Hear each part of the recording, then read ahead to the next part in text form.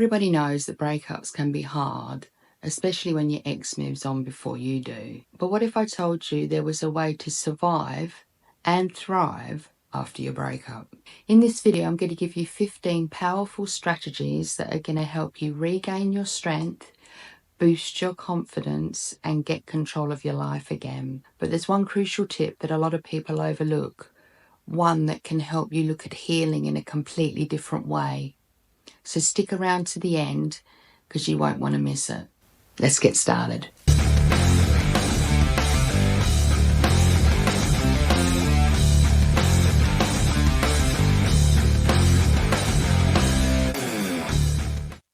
Today we're diving into a sensitive topic, but a very important topic: how to stay strong after your ex moves on.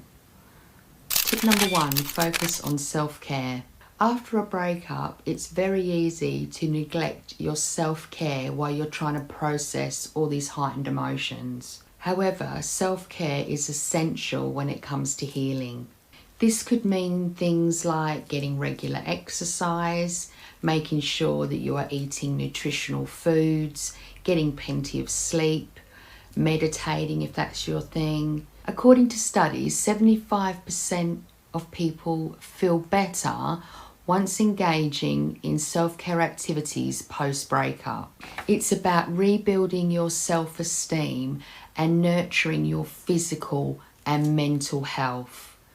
Very important. Tip 2, stay active. Staying active after a breakup not only helps boost your mood, but it's also going to help you get the revenge body. No, I'm not going to say that. Jokes. Physical activity not only helps boost your mood, it'll also combat feelings of sadness, which obviously follow a breakup. Engaging in some sort of exercise, your body is going to be releasing endorphins, which, as we know, the feel-good hormones into your body.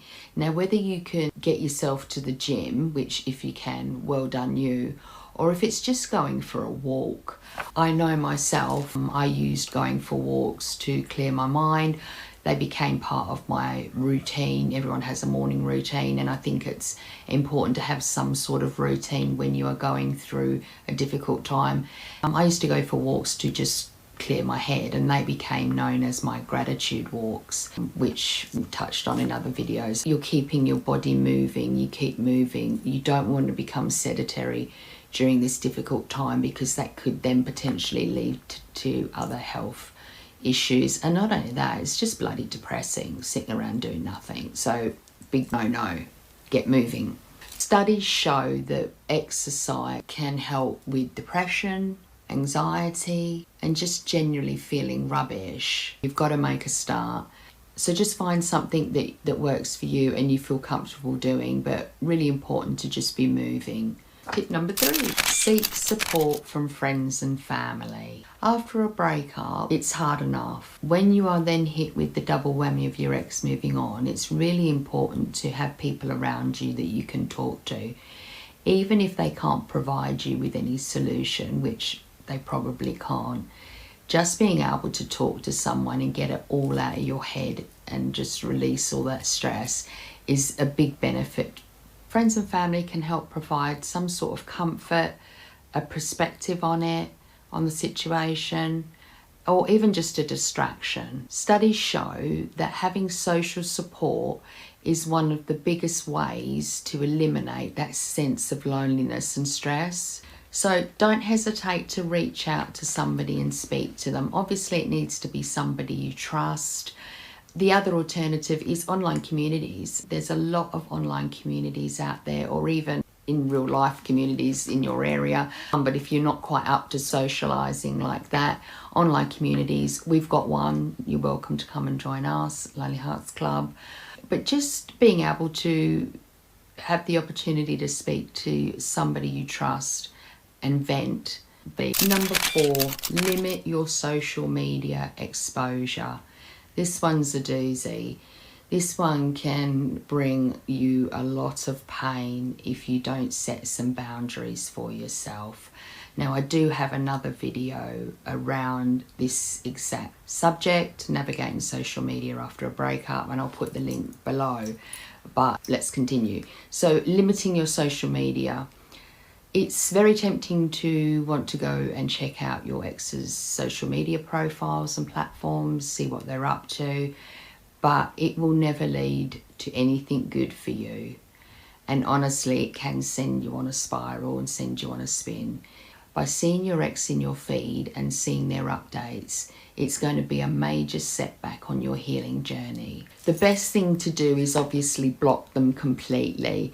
If you feel that's a bit drastic and you can't quite bring yourself to do that, at least unfollow at the bare minimum, because honestly, you do not want that constant reminder. There is science around sort of environmental cues and how that can trigger us. I have done a video on that, so I'll put the link down below and you can have a look at that if that's something that you're interested in. But limiting your social media exposure, taking a break. I know that initially I took about 6 weeks off from social media because I just couldn't bring myself to look, and every time I went to look, I was worried that I was going to see something that was just going to like trigger a downfall, trigger a spiral, and that horrible feeling in your stomach and the anxiety that goes along with it. Well, I just decided and made a conscious decision to stay off social media altogether. And as long as the people that are close to you know that you're doing that, or, you know, or don't tell them, it's your shout, but you don't want people to think that you're ignoring them, because people tend to read into things, don't they? And they're like, you know, oh, I wonder why she didn't like my post, and all that. You know, you're quite within your right to take a break off of social media. And honestly, it's a really refreshing thing. And the longer you stay off, the less is the urge to want to check in and see what your ex is doing. So just something to consider. Number 5, rediscovering your passions. Now, we were all somebody else prior to getting into the relationship that's ended. Who was that person? What did that person like doing? What did that person enjoy? Breakups often leave us feeling quite lost and insecure. So it's a really good opportunity, a really good time to reconnect with yourself and think about it, and think about what it is you like to do, and do it, and take on some new hobbies. I convinced myself that I'm going to learn to play the guitar. I wanted to get my motorbike license.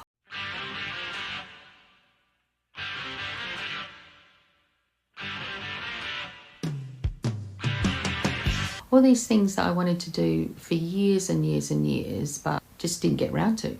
I was in a long-term relationship, you have children, life gets in the way. So it's a really good time to re-engage with the hobbies that you may have left behind, find new ones that make you happy, and just really just discover who you are again. By taking on new hobbies or re-engaging with old ones, it not only gives you that sense of fulfillment, but it also helps fill up the time. If you've been in a long-term relationship, or even not, your relationship in general, you tend to not have a lot of time. And when that relationship ends, you have a lot of time. And the best thing to do is to fill all that time with lots of things to better yourself as a human, to better yourself as a person, learn some new skills, do things that are positive and engaging, but are also a great distraction, which is super important. Number 6, and one of my favourites, practice gratitude.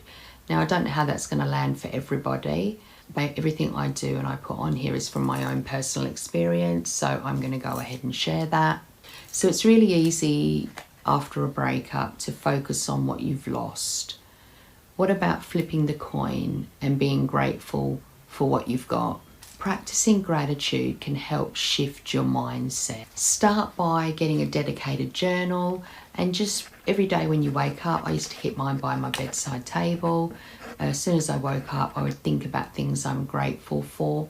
And by making that conscious decision to do that and writing down 3 things I was grateful for, it stopped that feeling of when you wake up, and it's that instant feeling of dread, especially in the early days.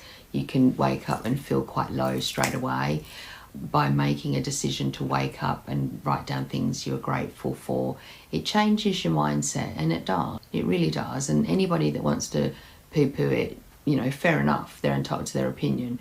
But at least try it. By doing this simple practice, it will help you with your overall mood and also help you feel better about your life, what you're grateful for, what's going well. And it's going to change your focus, and that's another really important thing. Research shows that those that practice gratitude, keep a gratitude journal after a breakup, have a better sense of overall well-being. It's definitely something worth doing. And if you haven't tried it, at least try it before you decide it's not for you. You know, the way I looked at it when I was on my search to find things to get out of suffering was I was willing to try anything, absolutely anything. And if it worked, it became part of my routine and I would continue to do it because I was desperate to feel better. So it's entirely up to you, but gratitude journaling, really important. Number 7, setting some new goals. So breakup can definitely leave you feeling void, and if your ex has moved on, it definitely affects your self-esteem. By setting some new professional and personal goals, it's going to help you fill that space with purpose. Whether it's advancing your career, learning a new skill, planning a solo trip, learning to play an instrument, whatever it is, it gives you something to strive towards. And again, it fills up the time and also is a distraction, which is what you need at the moment. Having something to strive toward is going to redirect your energy in a positive way and also keep you in a forward-thinking mode instead of looking back. Goal setting in general helps you regain your control, a sense of control over your life, by putting these things in place and working towards them. I have this theory about goals. You can have all these goals and you can work towards them. But really in life, things change as you go along, don't they? So really a goal is just to get you in the direction of where you're going. And often you change. And as I say to my kids, if you turn right and then go straight and turn right and go straight, it doesn't matter. It doesn't matter. You are still going forward. We, as humans, we need to be progressing. We need to be getting better. We need to be moving forward. And all these things are going to help keep you focused and keep your energy in somewhere positive instead of sitting there thinking about your ex, thinking about the breakup, thinking about the new boyfriend or girlfriend, imagining things that I'm not even going to go into. So we are in control of our thoughts and our energy. So make a conscious effort to where you're going to focus, where you're going to focus that energy, where your thoughts are going to go.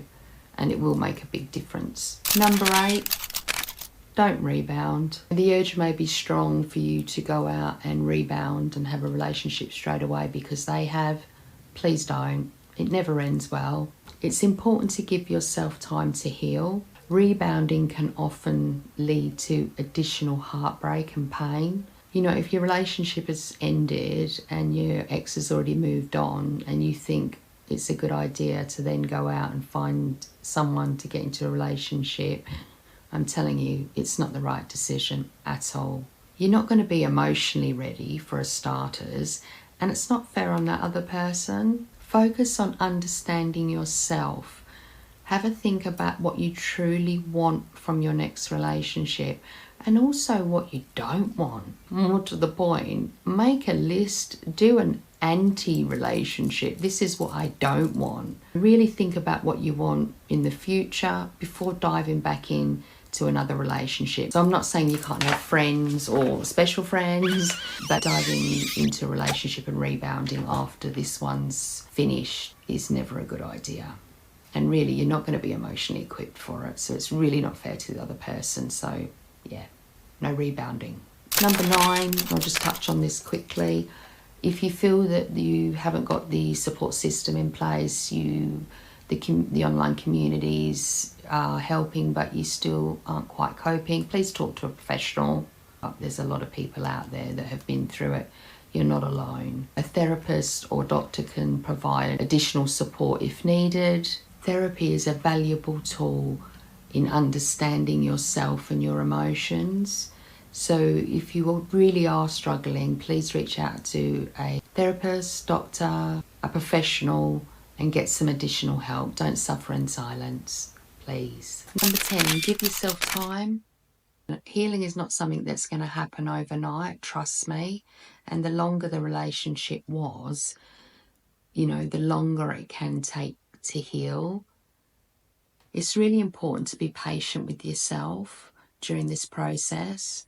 Healing after a breakup is a natural thing to do, and if you rush yourself through it, you could be left with unresolved issues at the end.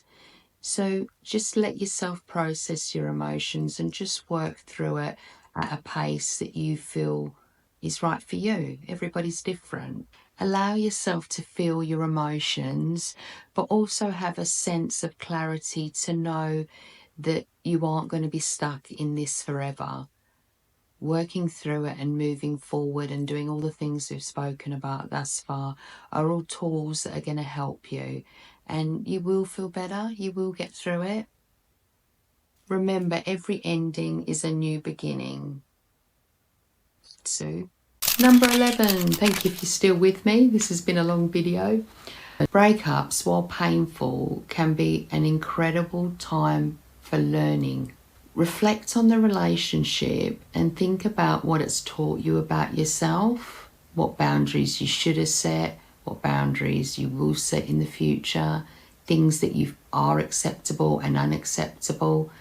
Really break it down and really have a think about all the lessons you've learned from the relationship, positive and negative ones, if you have negative ones, which most people do. No relationship's perfect. Really have a think about your needs, moving forward, what you want from your next relationship, as we said, what you need. Understanding where the relationship went wrong can help you make better choices in the future.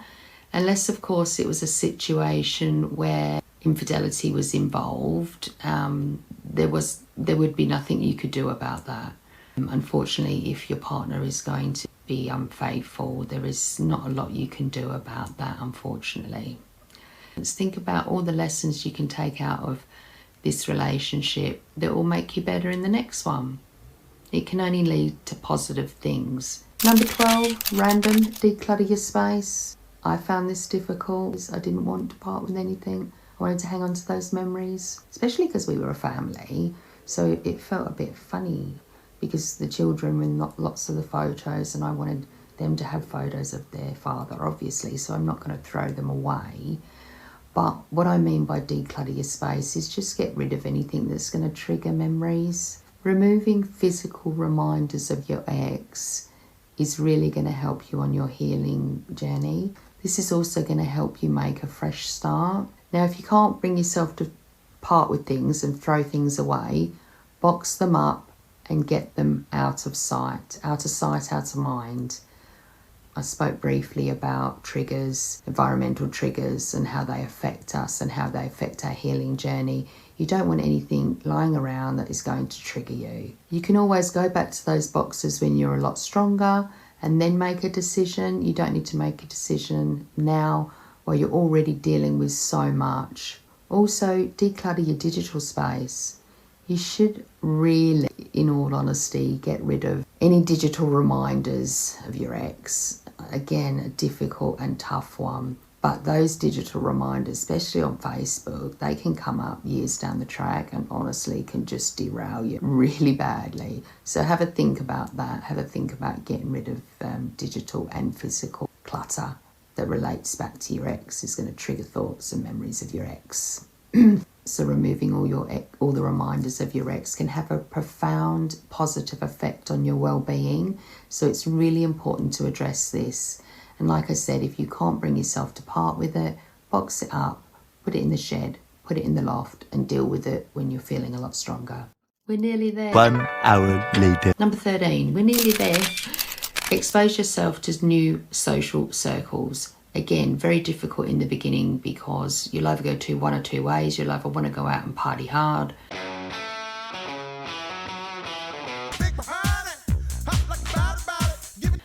or you will not want to go out at all. But you need to find a happy balance in there.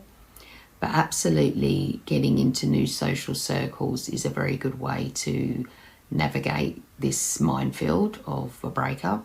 Breakups can make you feel quite isolated, as we know, especially if you shared their family, each other's families and friends. You can be left quite isolated, and depending on how the relationship ended, You can actually lose family that you thought were your family as well, but not going to go into that. So this is a great time to expand your social horizons, join new clubs, attend social events that you haven't attended before, take up a new class where you can meet some new people. By expanding your social network, you're going to get fresh perspectives and also build a connection with people, with new people, and you never know where that's going to lead. You never know. Number 14, focus on your personal growth. As we've touched on briefly, a breakup can be a really good opportunity to work on yourself. This could mean putting your head in a self-help book or an audio book around self-help, attending workshops, or as we said, joining online communities. By focusing on yourself, you'll become a better version of yourself, and that will definitely increase your self-confidence and self-esteem. It's going to give you a sense of accomplishment, which can also help you move through this breakup with a sense of self instead of feeling quite low about things, especially yourself, depending on how the relationship ended.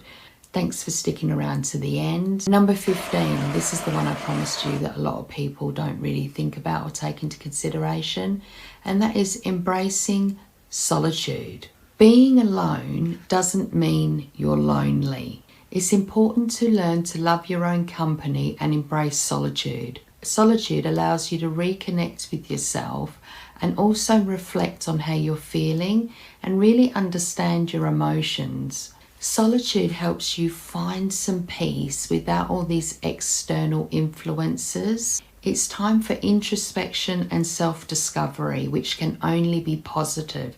The more we understand ourselves, the better version we can be. Solitude can be a great time where you can actually find clarity on what it is you want from your life.